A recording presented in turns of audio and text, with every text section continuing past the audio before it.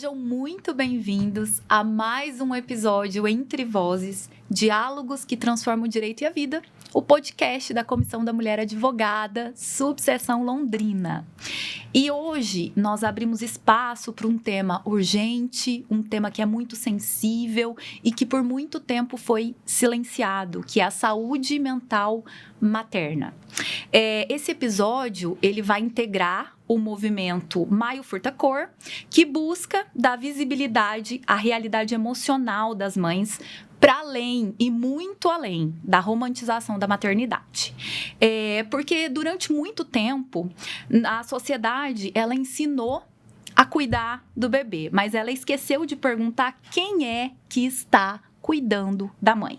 Então, aqui, na Comissão das Mulheres Advogadas da UAB Londrina, nós entendemos que falar sobre saúde mental, falar sobre esses temas, é falar sobre dignidade, sobre cidadania e também sobre justiça.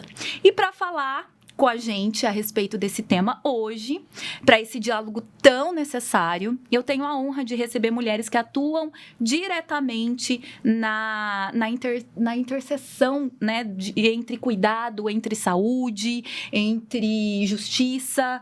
E hoje eu tenho comigo aqui a doutora Carolina Nicolau, a nossa convidada, honra, né, em recebê-la aqui, doutora Carolina, médica psiquiatra, com atuação voltada à saúde mental e especialmente em temas que envolvem sofrimento psíquico, feminino e os desafios emocionais da maternidade. Obrigada, doutora Carolina. Pamela, eu que agradeço o convite. Obrigada, Valéria, obrigada, Carol, pela presença e pela honra de estar aqui hoje colaborando aí com esse bate-papo que vai ser bem bacana, tá? Com certeza, obrigada.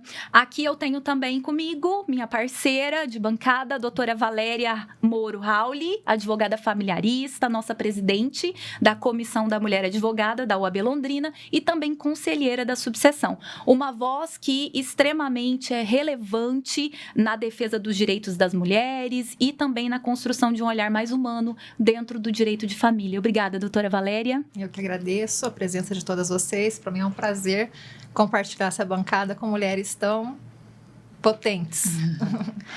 E aqui comigo também, doutora Carolina Quinelato, advogada trabalhista, doutora Carol, advogada trabalhista, conselheira da subseção Londrina, né, da UAB, que traz uma perspectiva essencial aí sobre os impactos da maternidade nas relações de trabalho e também na trajetória profissional da mulher. Bem-vinda, doutora Carol.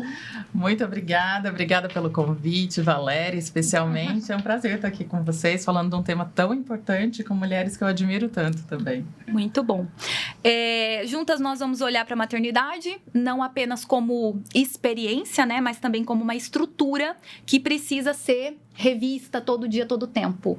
Então, vamos quebrar as formalidades aqui. Hoje nós estamos com duas doutoras Carolina. Então, hoje nós temos a doutora Carol, nossa advogada trabalhista, e a doutora Carolina, nossa médica psiquiatra. Então, vamos quebrar as formalidades, doutora, e já vamos iniciar com a Carolina Nicolau, médica psiquiatra. A maternidade, Carolina, ela costuma ser retratada como o momento mais feliz da vida de uma mulher. Será? Tá na moda? Será? Será que é a maternidade, né? Por que tantas mães, elas sofrem emocionalmente nesse período, né? Elas têm dificuldade de falar sobre isso. Por que isso acontece? Então, quando a gente vai falar sobre o período perinatal, a gente já está falando de mudanças, né? Mudanças hormonais, mudanças aonde aquela mulher, ela está se reposicionando dentro de uma sociedade, ela vira mãe, ela deixa de ser ela, né, sozinha ali cuidando da autonomia, da vida dela, para ser ali a matriarca da família nesse sentido. Então, ela passa por uma questão não só hormonal, onde durante 9 meses ela está gestando, depois ela vai, né, parir e ter o filho.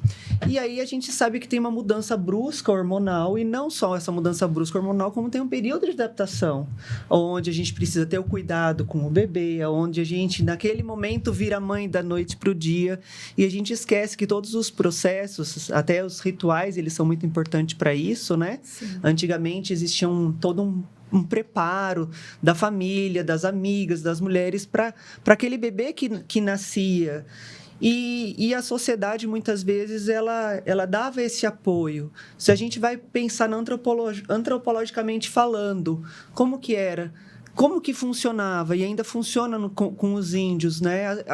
A sociedade, ela era tribal, eram feitos por civilizações, por tribos. E cada um tinha um papel muito específico e importante. Então, por enquanto que a mulher, ela estava ali, né? Para parir, para tudo, o homem, ele estava ali fazendo o quê? Ele estava fazendo a proteção, tinha alguém que fazia a coleta dos alimentos, os mais velhos cuidavam das crianças, contavam histórias, eles estavam tendo aquele papel. E a mulher, ela estava preocupada realmente com o quê? Em amamentar o bebê, era o momento onde a mulher, ela ficava naquele espaço onde ela se cuidava do bebê e ela podia esquecer as outras demandas. Tinha outras pessoas que faziam essas demandas. Hoje a mulher sai da maternidade, ela está de uma licença muito curta, né, ali para poder fazer, ela tem que gerir uma casa, ela tem todo um funcionamento. Sim. E muitas vezes a civilização hoje, ela esquece de dizer para a mulher que é um processo de construção, a maternidade. Sim. E as mulheres começam nessa cobrança muito grande, além de que ninguém mais fala, né, sobre como é difícil esse período de amamentar, esse período de cuidar, esse período que você não dorme bem à noite, esse período onde o teu cérebro ele está muito edemaciado, inchado, a gente fica um pouco mais lentificada. Eu sou mãe, tenho duas meninas, a gente fica lentificada, a gente fala assim, nossa, eu tô meio lesa, né? E a gente tinha aquelas preocupações antigamente que todo mundo sabia que isso acontecia. Você está nesse momento, né? As nossas avós falam... A gente brinca que a gente está num delay, parece, exato, né? A gente está voltando, né, à rotina. Mas a gente sabe que tem o cansaço natural. E como é que a gente consegue fazer essa diferença entre o cansaço natural da maternidade, exercer a maternidade, que é aquele dia a dia com o filho, do cansaço psíquico? O que acontece é que justamente como as coisas hoje elas não estão bem determinadas, nem os papéis, né? Qual que é o papel da mulher hoje? São diversos papéis. Não é mais um papel, né? A mulher cuidava da casa, cuidava da família. A mulher era cuidado, era amor. E hoje a mulher está no mercado de trabalho. A mulher ela está dando conta da organização da casa, da família, enfim, de todo um sistema ali. E essa mulher, ela muitas vezes, ela também vem acompanhada de culpa. Culpa porque ela está cansada, culpa porque ela não consegue dormir, culpa porque ela não consegue cuidar daquele bebê, como os manuais, os livros, diversos livros falam que é para cuidar hoje. Tudo, se você for olhar, estava até conversando há pouco tempo atrás com alguns colegas, falando assim, como hoje a gente tem livro para tudo, para ensinar a gente tudo. Sendo que a maternidade, ela é algo que ela vem instintiva.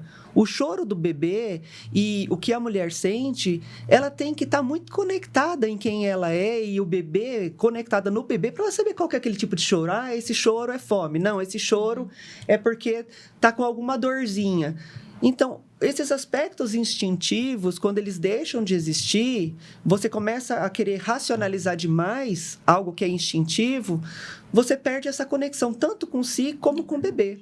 E aí a mulher ela começa a exigir demais dela, e quando ela exige demais, ela quer ter uma performance com a sociedade e ela começa a viver esse cansaço. A grande questão para diferenciar isso é assim, quando a mulher está cansada, ela descansa, ela tem uma boa noite de sono, ela pede, né, para alguém cuidar um pouco da criança, ela vai, descansa, dorme e depois ela volta a dar conta. A mulher que ela está sofrendo um estresse, que ela está passando por uma ansiedade, uma depressão, algum sintoma mais agudo, algo que não está dentro do normal, ela descansa e ela continua sentindo mal-estar. Ela continua exausta. Então, é um sofrimento psíquico. É um sofrimento. Uma coisa é o cansaço da maternidade. Uma coisa é o cansaço normal do ser humano e da mulher quando ela está maternando. Certo. Outra coisa é aquela mulher que ela está adoecendo. É aquela mulher que começa a ter um prejuízo. Então, aquela mulher que está amamentando, mas para ela não está produzindo leite o suficiente. Aquela mulher que ela está trocando várias vezes a fralda do bebê, mas o bebê não para de chorar e ela não entende o que é. Ela está nervosa conversando com o marido e o marido não entende por que ela está gritando. Enfim, é tudo aquilo que começa a trazer um prejuízo no funcionamento daquela vida e que esse prejuízo ele é o suficiente para a gente dizer, precisa de ajuda. E como que seria essa ajuda? Então, essa ajuda, quando a gente fala assim, vamos procurar ajuda. A primeira coisa, eu acho que assim, outra questão que a gente estava falando de antigamente, né? Antigamente, as mulheres, elas eram uma comunidade onde a gente chegava e conversava com as pessoas que tinham mais conhecimento e tinha essa troca. Sim. Então, os mais velhos, tanto as mulheres mais velhas como os homens, eles tinham papéis. Então, a avó, ela vinha para ensinar, ela estava dentro de casa para ajudar, ela estava ali, né? Muitas vezes morando na casa, as casas eram grandes. Hoje não, hoje vem a mãe para ajudar, mas ela fica no máximo uma semana, se ela puder, porque ela também tem a vida dela, as atividades dela, e essa mulher não tem com quem ela tirar dúvida, ela não tem com quem ela desabafar, ela não tem. Então, acho que o primeiro passo da ajuda é a gente procurar, por exemplo, uma enfermeira que é especialista na área. Legal. Né? Uma psicóloga que a gente pode conversar. Por que enfermeira? Porque eu lembro quando eu fui mãe, e eu lembro que tinha uma coisa errada na amamentação. A criança estava pegando errado, eu sentia muita dor no peito, eu não estava conseguindo amamentar. E aí um monte de gente me falava um monte de coisa. Olha, né, acho que a pega tá errada, tá fazendo isso, você tá dando... Tem que suplementar, tem que dar chá, tem que dar tudo. Aí eu falei, não. Primeira coisa que eu chamei uma pessoa especializada na área para poder dizer pra gente, olha, o que eu tô alimentando essa criança, a alimentação tá correta? A pega estava errada, o jeito que... E eu fiz medicina, sabia que a pega estava errada. Mas você dentro do processo, você fala, mas é assim que ela pega. Não, eu tinha que tirar a boca dela, não importa quantas vezes isso acontecia, eu tinha que pegar, abrir a boca dela, ela era muito faminta, e ela não esperava eu colocar realmente o mamilo todo dentro da boca dela para fazer a sucção. E aí pegava na pontinha e a areola foi. Quando eu chamei uma enfermeira da amamentação, falei, você pode me ajudar? Ela me ensinou tantas coisas, aquilo foi tão libertador. E era o papel de quem fazer? De uma outra pessoa que tinham as parteiras, tinham as mulheres que acompanhavam. Sim. Né? E hoje a gente tem uma sociedade onde a gente tem que pagar para ter todas essas informações. E a gente tem uma limitação, muitas vezes, financeira, não dá para contratar toda hora um serviço para a gente ter ajuda. E era algo natural, era um serviço de doação. Como eu já passei por aquilo, eu ajudava uma outra mulher que estava passando por aquilo. Né? Era uma sociedade, uma trama da sociedade onde as pessoas tinham uma função de desenvolver e melhorar para as próximas gerações. E isso no passado, né? Mas hoje a gente tem, talvez nós estávamos até falando aqui ainda há pouco nos bastidores, eu acho que podemos até dizer que é um problema, né? Porque nós temos as redes sociais. E as redes sociais, elas têm forçado um modelo idealizado de maternidade. E aí eu quero perguntar para você, isso intensifica esse sofrimento psíquico das mães? Porque a resposta é óbvia, né, Carol? A gente já sabe essa resposta, mas o óbvio precisa ser dito. Porque nós vamos para a rede social hoje, né, Valéria? E a gente vê de tudo. A gente vê, faça isso, faça aquilo, meu filho é assim, meu filho é assado, eu usei essa educação positiva, eu usei essa. Não estamos aqui dizendo que isso é algo negativo, não. Mas precisa tomar um cuidado, não precisa? Eu acho que assim, a grande questão hoje que entra, né, como sofrimento, a rede social, é porque, assim, quando você é mãe, a gente sempre fala, a criança não chega com manual de instrução. E a gente se pega muito insegura do que a gente está fazendo, se aquilo é correto. Então, quando você acessa a rede social e tem aquela mulher que está linda, está maquiada, né? Ela já emagreceu em uma semana tudo que ela ganhou e ela já sai de casa, ela já faz compras, ela vai no cabeleireiro tá malhando, né? E a criança tá tudo perfeito na vida dela. Você fala, gente, eu sou incompetente enquanto mulher, enquanto pessoa e enquanto mãe. Então, eu acho que a grande questão da rede social, eu não vejo a rede social como uma vilã total, eu vejo como, assim, uma dificuldade para as pessoas que são vulneráveis, e a mulher, neste momento, ela é vulnerável. A mulher, quando ela está passando pela fase perinatal, ela é vulnerável. Sim. Né? Ela está muito além do corpo. O corpo dela não voltou como é. E às vezes não vai voltar mais. Aquele corpo, você está se despedindo. É a mesma coisa que a gente fala assim, né? A gente está se despedindo daquele corpo. O adolescente é a mesma coisa. Aquela mudança, aquela questão hormonal. Ele se despede daquele corpo de criança para ter um corpo. Então, é toda uma transição. E a partir daquele momento, você vira senhora, né? E a partir daquele momento, você é mãe. Você tem dia e noite, você é responsável por aquela criança. Você é esposa, você é filha, você é irmã. Você tem... A gente vive muitos papéis. E a gente trabalha. Sim. Então, esses papéis, quando eles são muitos papéis, a gente tem que sempre olhar. Eu sempre falo isso para as minhas pacientes. Eu falo assim, olha o papel que essa mulher que você está seguindo, qual é o papel dela? Se é performar em rede social, ela está performando. Exatamente, é o filtro que a gente tem que ter, porque a rede tem muita coisa boa, entrega muita coisa boa, mas quando essa mulher não consegue, talvez até por conta dessa questão que ela está vivendo, e nós já vamos entrar num tema bem polêmico, que é a questão da depressão pós-parto, às vezes essa mulher pega a rede social e aquilo não lhe faz bem, né, Carol? Aquilo tá trazendo um desconforto, tá trazendo, né, um sofrimento mesmo para essa mulher. Então é muito importante essa fala aqui, porque pode ser que tenha alguma mulher que está em casa hoje, que acabou de ter bebê, né, e tem um RN em casa, e ela tá seguindo talvez pessoas na rede que, ao invés de influenciar positivamente nessa adaptação dela na maternidade, na nova senhora, né? Como você falou, né, Carolina? Ela está sendo prejudicada. Então, esse tema é importantíssimo. A gente precisa falar disso. E ela entender, né? Eu acho que todos nós, a gente passa por períodos de transição, a gente aceitar que está envelhecendo, que a gente tem uma perda cognitiva com o envelhecimento, que a gente não enxerga mais bem com o envelhecimento, enfim, tudo isso. Ganhar um filho é perder muitas coisas, né? E eu acho que a grande questão é que quando a gente perde, a gente acha que a gente, às vezes... se adaptar a perder e aceitar perder é muito difícil. Então, esse momento de adaptação, eu sempre falo para minhas pacientes, faça terapia, faça autoconhecimento. Não precisa ser a psicoterapia, aquela clássica. Tem vários tipos, né, hoje, de autoconhecimento. E... desde que a gente se conheça a nossa natureza, as nossas dificuldades, né?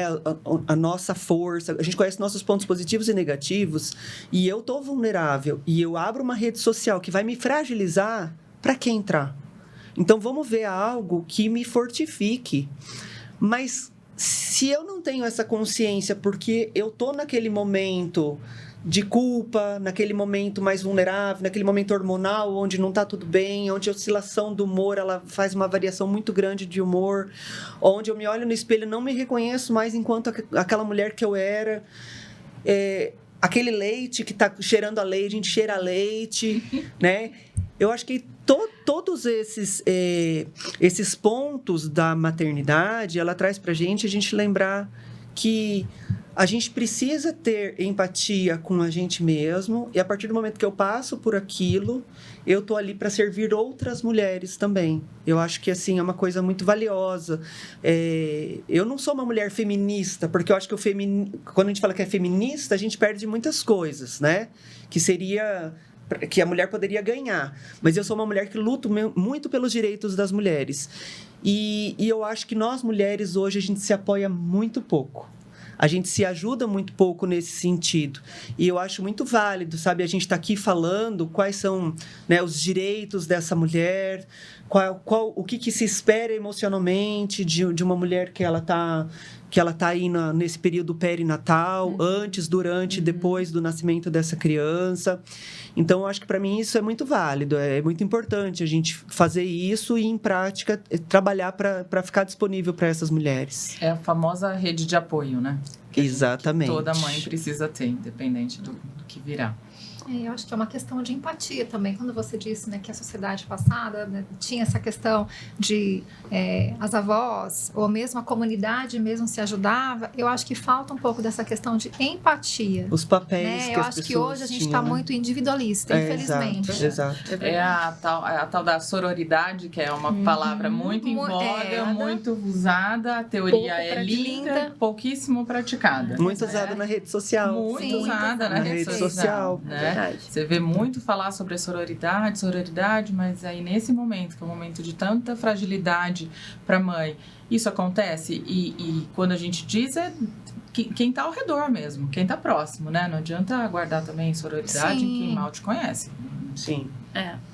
Vamos falar desse tema então, depressão pós-parto? Então, é um tema que infelizmente ele não tem, né, reduzido. A gente sabe que a depressão pós-parto, ela tem aquela depressão, a tristeza pós-parto é diferente da depressão pós-parto, né? Uma coisa que a gente sempre fala, a tristeza é algo que pode acontecer com qualquer pessoa, né? Naquele momento, justamente por toda essa mudança que a gente disse aqui, a mulher se sentir triste faz parte, é um sentimento que ela vai estar antes de você ser mãe, depois que você é mãe e ao longo da nossa vida. O que difere de tristeza é que tristeza passa. Os sintomas depressivos, que é a sensação de que está triste todos os dias, a maior parte do dia. A questão do que aquela mulher, ela começa a ficar com falta de esperança, ela começa a ter aquelas frases assim, nossa, acho que vocês ficariam melhor sem eu acho que vocês, eu acho que eu estou dando muito trabalho, eu acho que eu estou trazendo muita demanda. Ela ter a sensação de que ela não está mais conectada nem com ela, nem com a criança, de desconexão, a insegurança, sintomas de ansiedade, né, onde ela começa a sentir que ela está sempre em alerta, a alteração do sono, que é normal da mulher, que ela acorda muitas vezes durante a noite, e o sono, a gente fala na psiquiatria que o sono ele é o maestro do humor. A pessoa que ela não dorme bem, ela tem uma questão de uma oscilação de humor por si só, porque não dormiu bem. Sim. Assim como o sono, ele tem um papel fundamental na imunidade, ele tem um papel fundamental para a reconstrução da memória, da memorização. A gente tem muitas informações, a memorização, ela solidifica à noite. Enfim, à noite ela tem muitas funções. A mulher que não dorme bem, ela tem uma sensação de ter mais oscilação de humor mesmo. Mas quando ela não passa, essa oscilação de humor não passa, ela começa a ficar muito irritada, ela tem choro frequente, e a família reconhece isso. Aí é a hora da gente perceber o seguinte, aquilo que eu falo de novo, começou a ter prejuízo para o bebê. Bebês que são cuidadas por mulheres depressivas têm baixo peso. Uau. Por quê? Porque essa mulher, ela vai ter um cuidado menor com o bebê e ela tem uma conexão menor com o bebê e o bebê ela amamenta menos o bebê. E esse bebê que ele começa a ficar mais ali, e nos casos mais graves, que a gente fala que é uma depressão psicótica, isso a gente já vê muito, a gente trabalha em hospital, né? A gente vê muito pessoas que elas param de cuidar do bebê, elas não querem mais ver o bebê, ou elas acreditam, por exemplo, no surto psicótico, que aquele bebê não é dela, ou que aquele bebê ele tem que sumir da vida dela, ou que aquele bebê é um boneco. Ou veio para trazer algum problema. É uma distorção, dores, né? Grave da realidade, ela rompe com a realidade e a partir de então aquele bebê está em risco.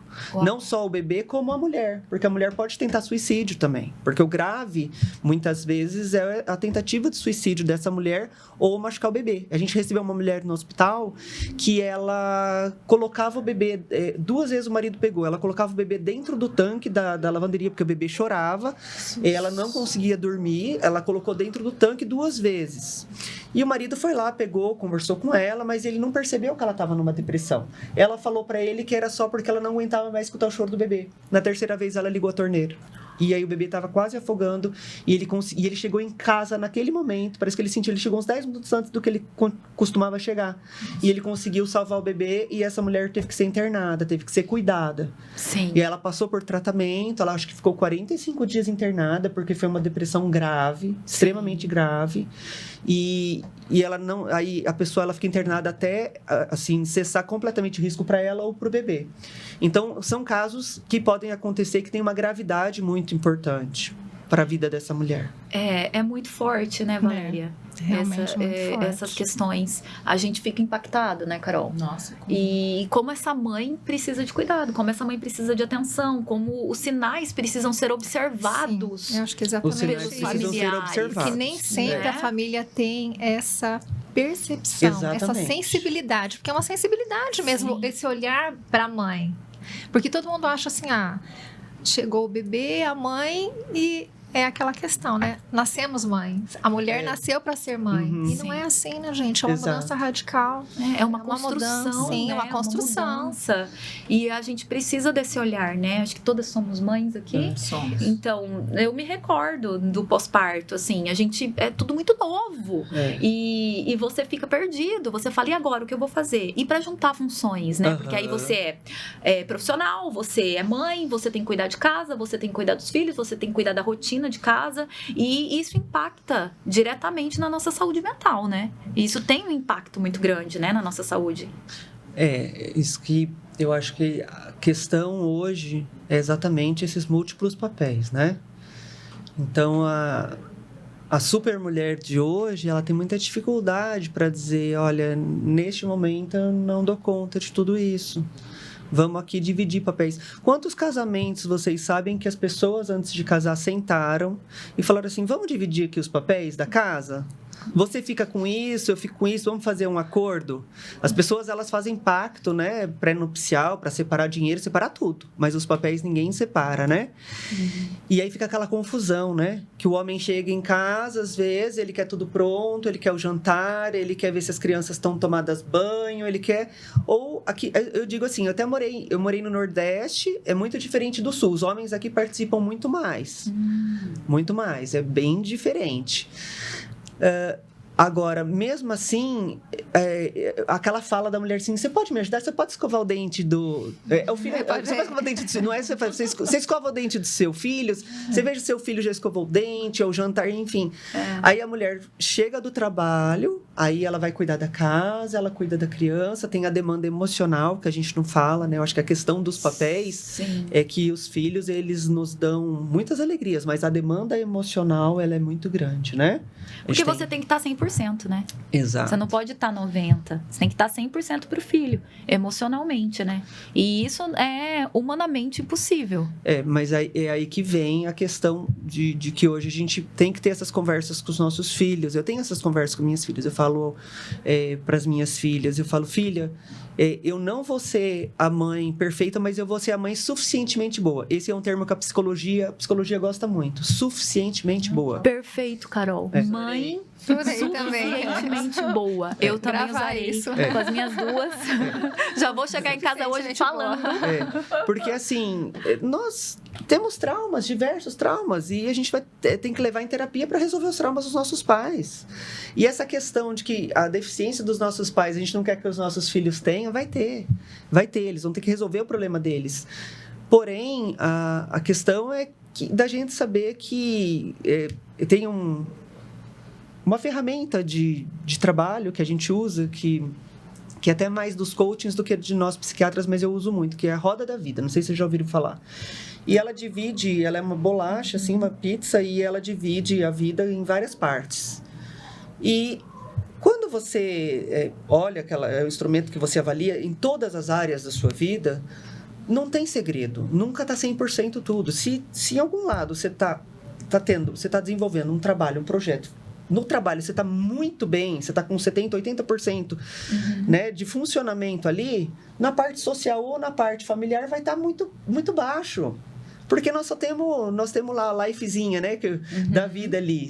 Nós temos 100% aí. Se eu estou gastando 30% de energia no meu trabalho, 30% com a minha família, 30% para minha espiritualidade, não tem mais que 100%. Então, eu preciso entender que eu nunca vou ser 100% para todas as áreas da minha vida. Sim, é humanamente impossível, a gente falou ainda há pouco, né? E não quando a gente se cobra muito, aí que vem o adoecimento, né? De eu me cobrar e tudo. E muitas vezes hoje vem da gente priorizar, né? Priorizar.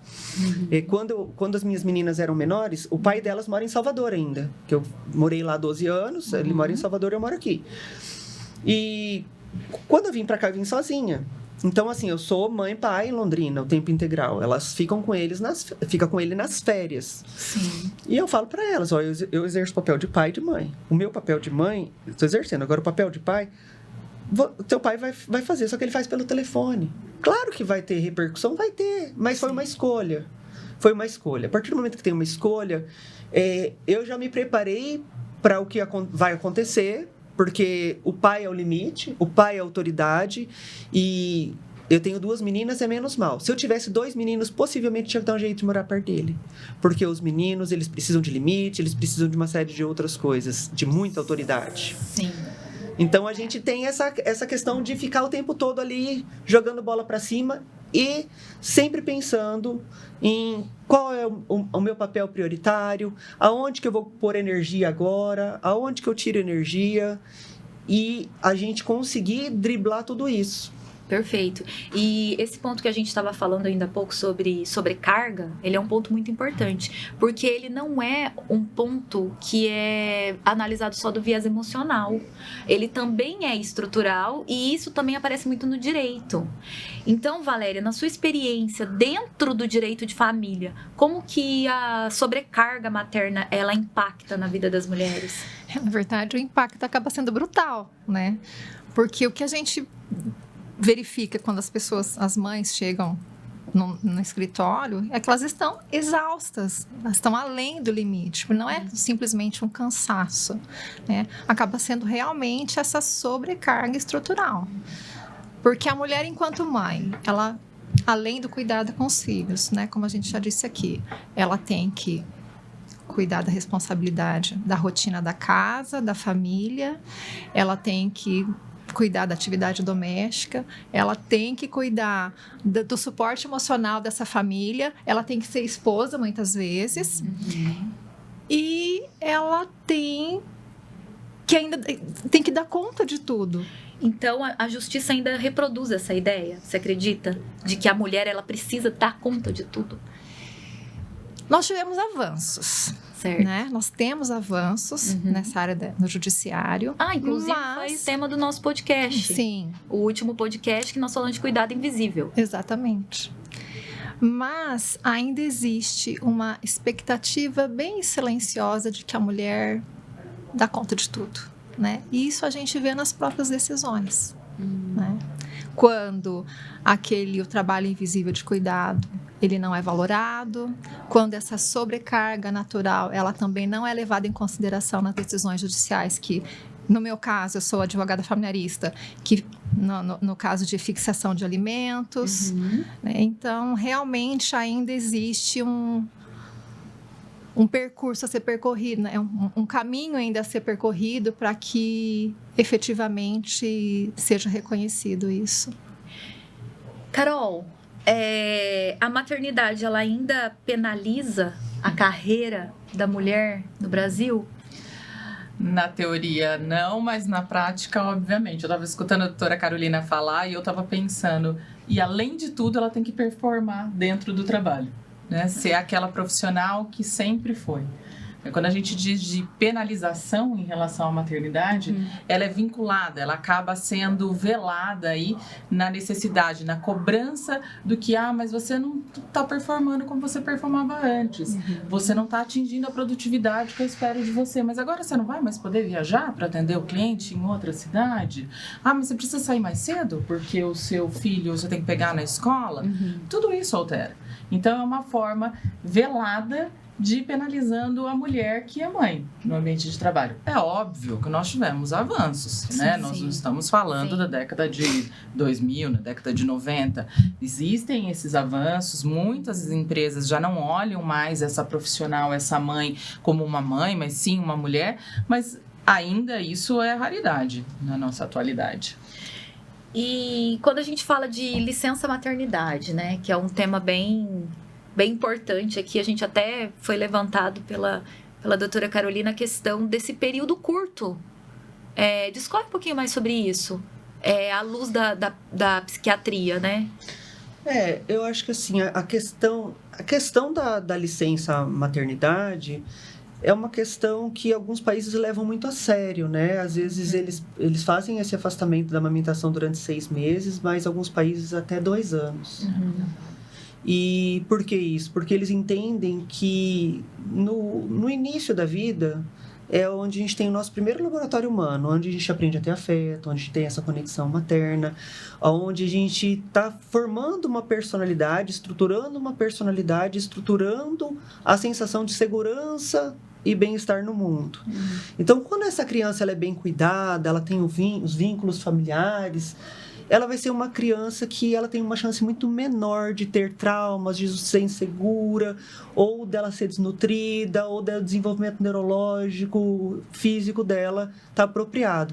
Então, eles investem, os países ricos, eles investem naquela criança e na mãe, para que ela possa fazer uma transição nesse período, cuidar daquela criança, que vai ser o futuro, né? A futura geração que vem pela frente. Sim. E eles têm esse cuidado. O que acontece é que o Brasil já mudou, né? Eu acho que as licenças maternidades agora já aumentaram, né? Já são 6 meses. São 4 meses, mas ainda se a empresa fizer parte do programa Empresa Cidadã, são 6 meses. Aí tem algumas convenções coletivas, alguns sindicatos que também ampliam essa licença maternidade. Então, aos poucos, isso tem aumentado também. Então...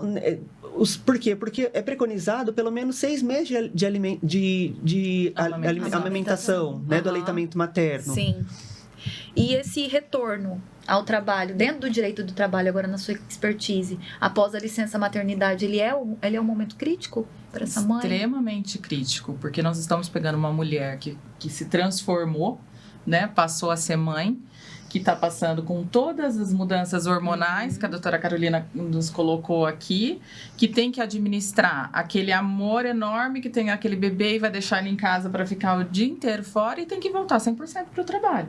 Se é que você não vai voltar e tem alguém que está no teu lugar, né? Porque, afinal de contas, o empregador precisou colocar alguém para te suprir. E aí gera... Quando eu estava falando inicialmente a respeito dessa penalização velada, isso acaba acontecendo em todos os níveis de cargo que a gente pode ver. Então, numa mulher de alto cargo, né, quando ela volta, ela precisa ir, às vezes, optar. Eu vou viajar, eu vou naquele congresso que eu preciso ir, eu vou atrás do cliente que eu preciso ir, ou nesse momento isso não acontece. Sim. Então, ao voltar, ela tem que organizar toda a parte interna dela e toda a rotina. Muitas vezes são mulheres que não têm uma rede de apoio, né?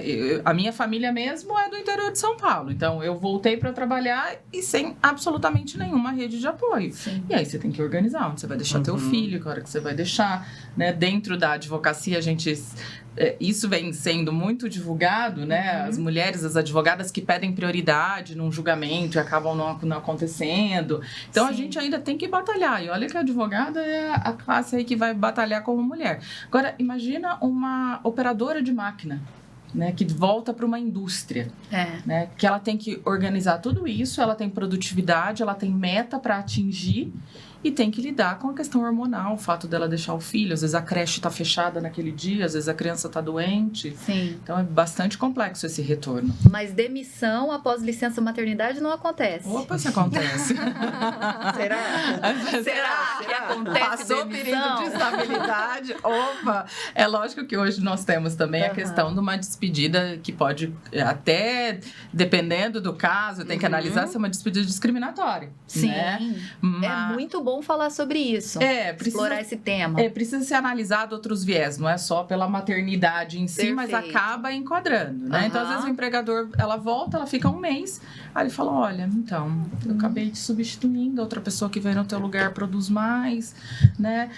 Isso não é falado escancaradamente, obviamente. Ninguém vai chegar e falar, tô te mandando embora porque você acabou de ter filho, né? Sim. Mas em altos cargos, por exemplo, no alto escalão, a pessoa deixa de ser promovida, ela deixa de ser convidada para participar daquele projeto estratégico que ela ia participar, não participa mais, por exemplo, de reuniões, e ela vai percebendo que a carreira dela continua estagnada, né? Ao ponto até, às vezes, de forçar aí um pedido de demissão, se for o caso, dependendo. Quando está dentro de uma fábrica, que é um cargo hierárquico inferior, isso pode acontecer a substituição logo depois por uma outra pessoa, às vezes até por um homem. Sim. Né? Carol, dentro da sua experiência no direito do trabalho, sua experiência também dentro da área do direito, né, de vida, a mulher precisa escolher entre ser mãe e ser profissional? Agora é a Carol respondendo. É a tese de, na teoria não, na prática sim, né? A doutora Carolina colocou muito bem a história de você não consegue estar 100% em todo lugar. Né? Então, você quer focar mais na tua carreira, alguma coisa vai ser preterida. Né? Seja a sua casa, seja seu filho. A semana passada até a Valéria estava, eu sou conselheira da OAB, estava na reunião, peguei meu filho 5:30 da tarde na escola e ele ficou comigo na reunião até 8:30 da noite. Então, você imagina, é um menino de 9 anos de idade que não tem nada para fazer, eu não tinha como dar atenção, mas é isso, né? Sim. Naquele momento, o meu foco era a minha carreira, o meu trabalho ali, a minha condição dentro da OAB, que acabou sendo preterida. Eu trabalho o dia inteiro. A gente vê o filho à noite. Quantas mulheres fazem exatamente isso? Tem mulheres que trabalham em outra cidade, deixam a criança com a avó e vêm só no final de semana. Então, como colocar que você, às vezes, não tem que escolher o que você vai ser?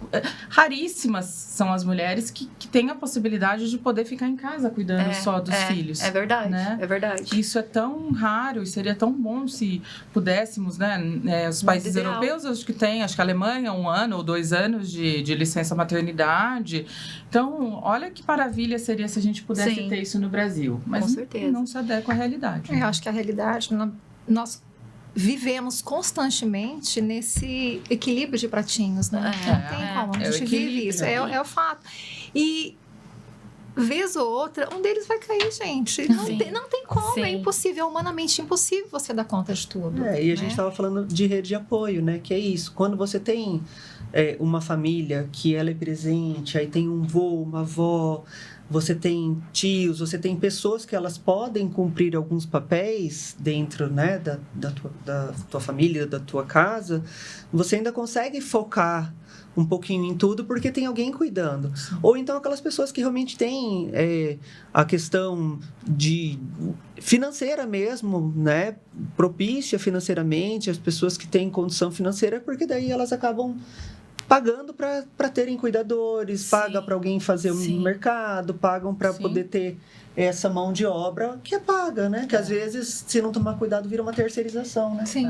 Então, eu tenho um anjo em casa que me ajuda, mas eu sei que eu sou privilegiada nesse aspecto. Né? Sim, com certeza. E falar de rede de apoio é falar que a maternidade ela não pode ser uma experiência solitária, né? E o que mais adoece as mães hoje? É a maternidade em si ou a forma como a sociedade organiza essa maternidade? A gente estava falando sobre isso, né? Sobre como mudou, né, o funcionamento da sociedade em si, né? E quando a gente fala de saúde da mulher, ela é de interesse público, né? Porque todo mundo nasceu de uma mãe, de uma mulher. Então, se a gente pensar que essa mulher ela tem um papel predominante no cuidado, né, vamos dizer, não só da criança em si, ela está bem nutrida, mas dessa criança em si, ela está segura. A gente está vendo aí o boom que teve das doenças psiquiátricas, as doenças mentais em adolescentes. Hoje a gente tem aí, no ranking dos 3 maiores vamos dizer, chance por morte na adolescência, está em primeiro e em segundo lugar na maioria dos países o suicídio, entre 15 e 19 anos. O que isso diz pra gente? Que a mulher, ela tem que, quando ela tem filhos, ela tem que pensar amplamente. E a sociedade teria que ter esse papel amplo, né? Esse papel, aonde essa mulher ela está tendo dificuldade, essa sociedade tivesse mais organizada. Que nem a gente estava falando, né? Quando você lê os livros que eles falam de antropologia, sociologia, eles falam. Então, assim, qual que era o papel dos mais velhos? Era contar as histórias, passar toda a questão de filosofia de vida, a questão espiritual, a questão ética. Os ensinamentos eram feitos pelos idosos. As mulheres eram pelo cuidado com as crianças, faziam pequenas coletas, e os homens faziam a segurança e realmente a caça, faziam, né, prover realmente aquela família, faz a proteção e era a autoridade. Então eram papéis que a sociedade como si tinha uma participação muito bacana. E agora, como a gente disse, tá muito solitária essa questão da maternidade, no sentido de que a mãe, muitas vezes ela tem múltiplas funções e muita pouco rede de apoio. Então a sociedade em si, ela teria um papel que muitas vezes não tem, e aí o adoecimento dessas mulheres, elas vêm disso. Alguns filmes retratam isso, Sim. né? E cuidar da saúde mental das mães é responsabilidade de quem? De todos, coletiva, né? né? Coletiva.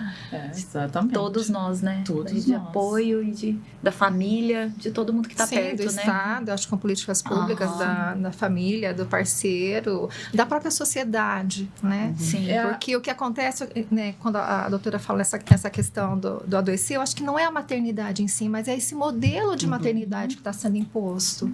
Né? Sim. Porque a mulher, ela chega num determinado momento, ela acha que ela está fraquejando, mas não, ela está sendo massacrada, né? Por um padrão que é totalmente impossível de você vivenciar.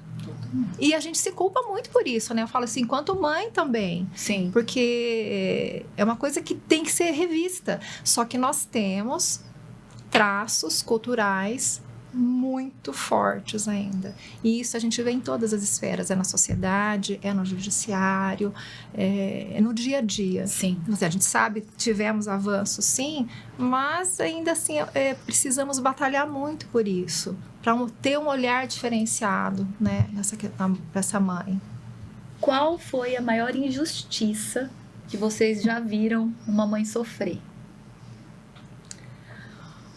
Olha, eu não vou dar um caso específico, mas o que me incomoda muito nessa questão de injustiça é, que nem nos processos de família, a invisibilização do trabalho de cuidado da mulher quando ela está num processo de divórcio.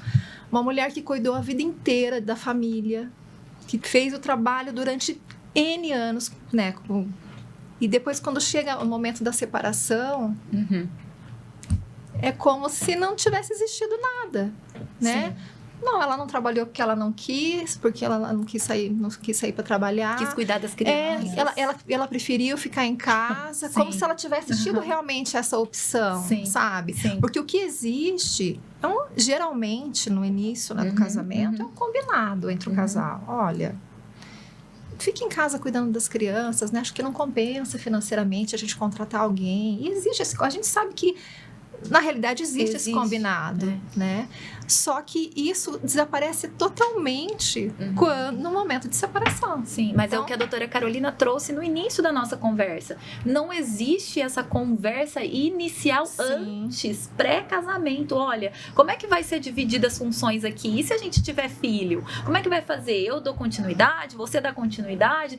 Não tem. É simplesmente automático, né? É o correto. E aí vocês do direito, né, que falam, gente, o que se não tá no papel não tem validade. Então hoje a gente tem que fazer, não, escreve. Sim, teria que estar tudo contratualizado. Escreve, assina embaixo. Essa conversa precisa ser formal. Que eu vou ficar em casa cuidando das crianças. Eu vou receber alguma coisa, você vai me pagar alguma coisa.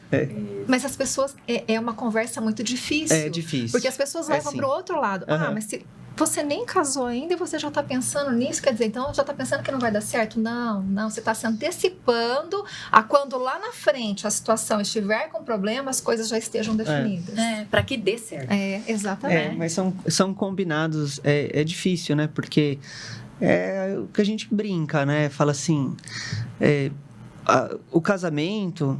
Ele também é um processo e a gente precisa recombinar várias coisas, várias e várias vezes. E quando as crianças nascem, os filhos nascem, a vida também vai atropelando o casal, né? Sim. E, de repente, você não sabe mais o papel exato que você está fazendo, nem seu marido, nem tudo. E aí, por isso que, às vezes, é muito importante a mulher estar fazendo o processo terapêutico, eu acho muito válido, para que ela não vá se deixando passar o tempo e, de repente, quando ela olha, fala, gente, foi totalmente atropelado pela vida. Para que, a partir do momento que você tem o autoconhecimento e as situações da tua vida, elas vão aparecendo, você vai organizando isso. E chega uma hora que você consegue organizar a maior parte das coisas. E aí depois vem a vida, desmancha tudo de novo, tem que reorganizar de novo, que é outro combinado. Mas é muito importante que a gente faça isso, né? Porque esperar que os homens façam esse papel de autocuidado, esse papel de olhar para a estrutura familiar, como é que vai ser, quais são as dificuldades, é muito difícil. As pessoas vão evoluindo ao longo dos 10 anos, né? Você não é igual a 10 anos atrás. Então, o que você combinou lá atrás, hoje, às vezes, nem tem... Não faz mais sentido, né? E o que precisa mudar na sociedade para que as mães sejam realmente cuidadas, acolhidas? Cultura.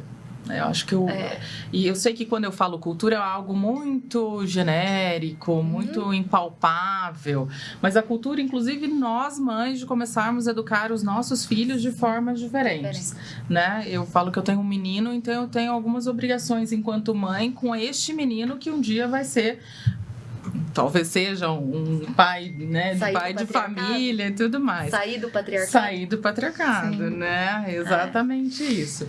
E dentro das empresas, e eu estou falando aqui do FIES, Direito do Trabalho, por favor. Realmente, nós tivemos uma mudança com a Lei Emprega Mais Mulheres, que ela trouxe algumas alterações, principalmente em flexibilizar a jornada de trabalho, ter um trabalho híbrido, que isso já ajuda muito a mulher, um período dentro da empresa, outro período em casa.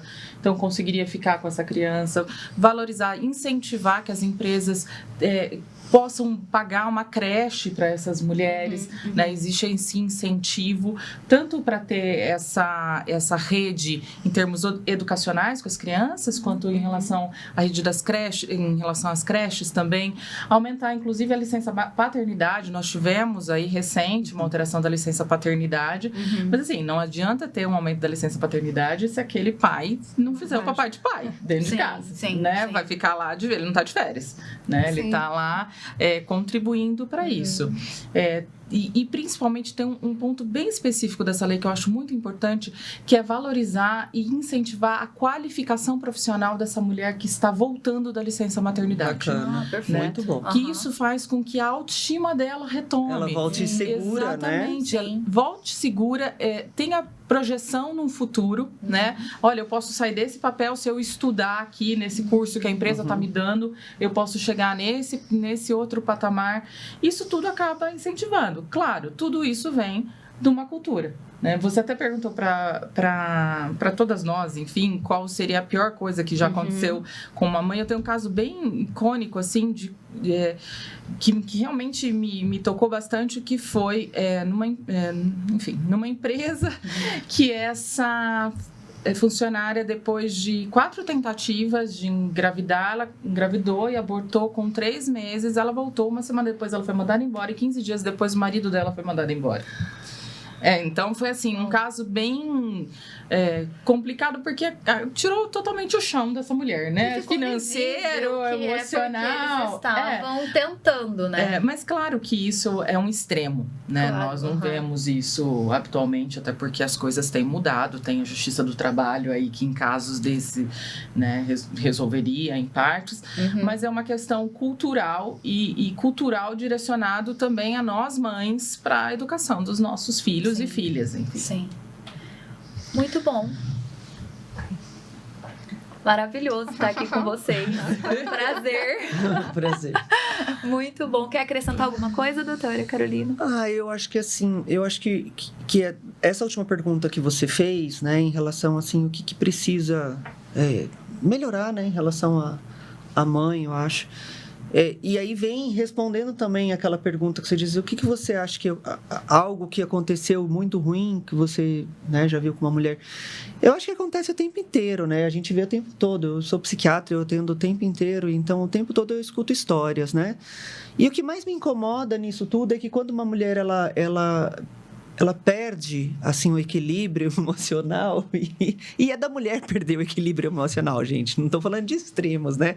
Eu estou falando de extravasar mais, de acumular, né? E aí o homem, né, o parceiro, ou enfim, qualquer um de casa fala assim, nossa, tá vendo? Você é uma louca.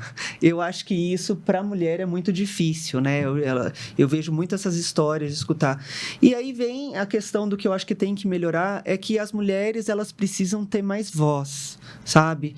Mais voz dentro de casa e para poder aprender o seu limite e fazer respeitar esse limite que ela entende que para ela deu, né? Olha, agora para mim deu, eu preciso de ajuda. Sim. Então eu acho que a primeira coisa é ela mesma, porque assim é muito difícil você ficar contando com os outros e achar que o mundo vai resolver teu problema. Sim. Não vai. Sim. Então é fortalecer essa mulher. Eu acho que assim teria que ter uma psicologia. Nas faculdades poderiam fazer alguns projetos, mas que ela tivesse um apoio psicológico, que todo o plano de saúde tivesse um programa de apoio para o periparto, e que essa mulher ela conseguisse se escutar mais, escutar a sua essência, e se ela escutar a essência dela, ela continua com a conexão com ela, se ela continuar conectada com ela, consegue conectar com a criança e consegue conectar com o restante da sociedade. Acho que seria isso. Essa troca, né, como eu falei ainda há pouco, né, é muito boa essa troca, né, a gente que está aqui compartilhando sobre isso, um tema extremamente necessário, a gente precisa falar, né, precisa falar desse cuidado para a mãe, precisa falar de rede de apoio, precisa falar do que está acontecendo dentro das empresas, da consequência de uma licença maternidade, uma pós-licença maternidade, precisa falar de uma depressão pós-parto. Isso é importantíssimo, né, Valéria? Sim, sem dúvida alguma. E a Comissão da Mulher Advogada é muito atuante nisso, sabe? A Valéria está aqui, né, como nossa presidente também, e nós atuamos nisso, nós nos preocupamos com essas pautas, né, em trazer essas pautas para a sociedade, em trazer esse entendimento para a sociedade, porque cuidar da saúde mental das mães não é um favor. Está longe de ser um favor, é uma questão de dignidade, é uma questão de justiça, né, é uma questão de humanidade, que foi tudo que nós falamos aqui. Então, quero... Doutora Carolina, quer acrescentar? Não, você estava falando da comissão e eu ia mencionar que, assim, isso tem sido muito latente, realmente a preocupação da comissão em relação à saúde mental, física das mulheres. Tanto que o ano passado tiveram várias palestras sobre isso, a doutora Carolina, inclusive, participou, né? E é esse cuidado, é ressignificar realmente a comissão da mulher advogada, voltar os olhos para a advogada, para a mãe. Eu comecei a frequentar mais os eventos porque tinham pessoas para cuidar, os recreadores para cuidar do meu filho, né? Meu marido trabalha à noite, então não dava para ficar com ele. Então isso propiciou também um outro olhar cuidadoso com a mulher, com a advogada. Então vocês estão de parabéns, inclusive. Muito obrigada, né? Com todas certeza. Nós. Quero agradecer, né, a presença de todas aqui hoje. Acho que a conversa foi muito produtiva, né? Muito boa mesmo. Obrigada. E quero deixar um recado, né, para todo mundo que nos assistiu, que a Comissão da Mulher Advogada se preocupa com essas pautas, tá? Então, obrigada por nos ouvir. Esse foi mais um episódio do nosso podcast Entre Vozes. Então, compartilhe esse episódio com uma mãe que precisa ser acolhida, com uma mãe que precisa ser cuidada, com uma mãe que precisa de atenção. Nós acreditamos que o que foi dito aqui tem muita relevância e pode chegar aí no coração de uma mãe que está precisando ser abraçada de verdade, né? E também quem precisa aprender a acolher, né? Também precisa receber esse conteúdo. Talvez você ficou com alguma dúvida. Doutora, quer passar o seu Instagram, né? Se alguém quiser te acompanhar, você produz conteúdo lá, né? Eu produzo pouco, que nem eu disse, né, no começo. Eu sou uma das antigas, então o pessoal que vai no meu consultório é tudo do boca a boca. Sim. Mas eu tenho, assim, Instagram, é @nicolau.psiquiatra.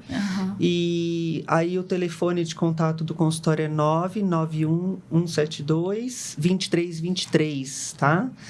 E eu quero agradecer, então, mais uma vez a participação no evento da OAB. Acho que eu já fiz fui convidada para uns 3 eventos e foi muito bacana. Eu achei a iniciativa da OAB maravilhosa. Quando eu fui a primeira vez, que foi no ano passado, não foi só para as mulheres, foram vários eventos da OAB. Eu fui estudar um pouquinho como que a OAB ela trabalha em relação, né, ali a associação funciona. Tem uma cartilha muito bacana que fala sobre saúde mental, muito bem feita. Depois eu comecei a participar da questão, né, mais voltada para as mulheres, e acho que essa iniciativa é maravilhosa, tá? A gente até levei isso para o pessoal da medicina, falei, gente, vamos fazer aqui em Londrina também. Mas, enfim, Carol, tô sem pernas no momento, mas eu achei muito bacana o trabalho de vocês, essa doação. Eu sei que é um trabalho voluntário de doação. E parabéns, viu, meninas? Muito informação. Assim, eu acho que o importante é isso, informações, né? Vocês estão dando conhecimento, informações. E queria agradecer, então, também por essa participação de hoje, tá bom? Nossa, super obrigada, né, por compartilhar tanta informação. Eu até entendo que nós ficaríamos aqui a tarde toda conversando, porque tá um papo muito gostoso, né? Muita informação, mas tá um papo muito fluido. Então foi extremamente positivo e eu super agradeço por aceitar nosso convite, doutora Carol, também super agradeço por estar conosco, e Pamela, mais uma vez, por estarmos juntas. Sou eu que agradeço a oportunidade. Obrigada por nos ouvir. Esse foi mais um episódio do nosso podcast Entre Vozes. Curte, compartilha esse conteúdo com quem precisa e nos segue lá na rede social.